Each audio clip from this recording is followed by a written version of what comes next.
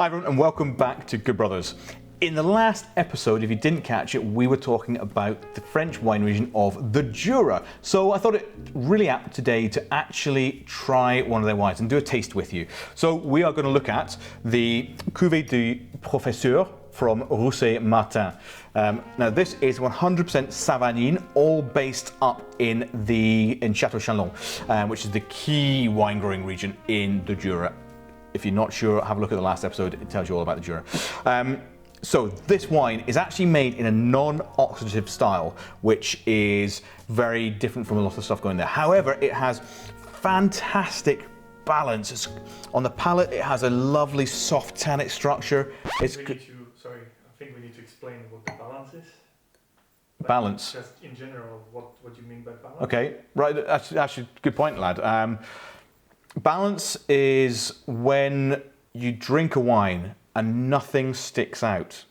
So what makes balance is the acidity, the sugar or sweetness, the alcohol, tannins.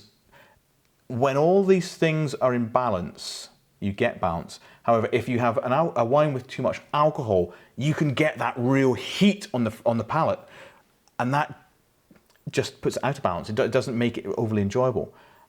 In many ways, a wine in balance is one that you don't always have to think about. Of course you can think about it, but you don't have to. You're going to ask me some other stuff now, aren't you? Yeah, you touched on tannins. Tannins, well, yeah, tannins are spoken about so often. They are simply the chemical compound that comes out of the skins of the grapes that gives structure to the wine. It gives us that lovely grip on the inside and actually enables a wine to live for longer.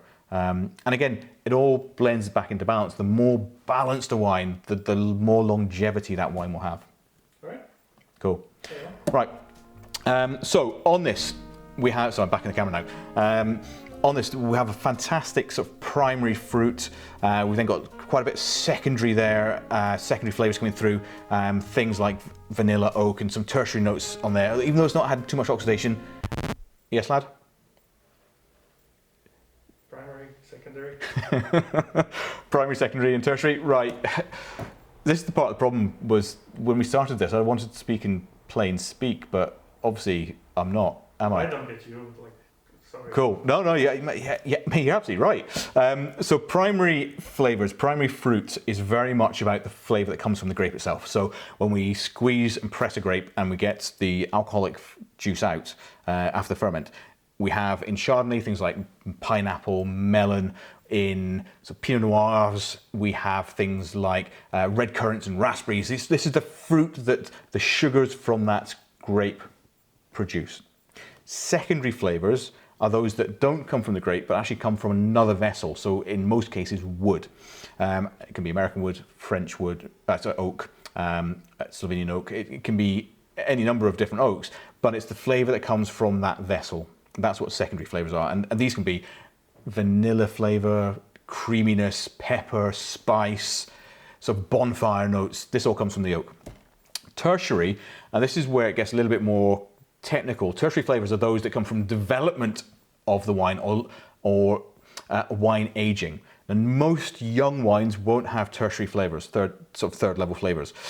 But those that have been left to cellar, to bottle age in cellar, and that's another word, bottle age is just actually when it's fermented, it goes into the cellar and sits there in the bottle. These wines will have a slight oxidative note. So that means oxygen's coming through the cork and starts developing the wine, and it creates new flavors. And these tend to be in white wine, things like almonds and nuts flavors, and the sort of leatheriness in reds. Is that cool? Yeah. Awesome. So this is non-oxidative in manner, this vin jaune. It's but really beautiful, fresh, lots of honey, lots of sort of limey zestiness coming through there. Absolutely fantastic. A little hint of saltiness on there as well, which is quite cool.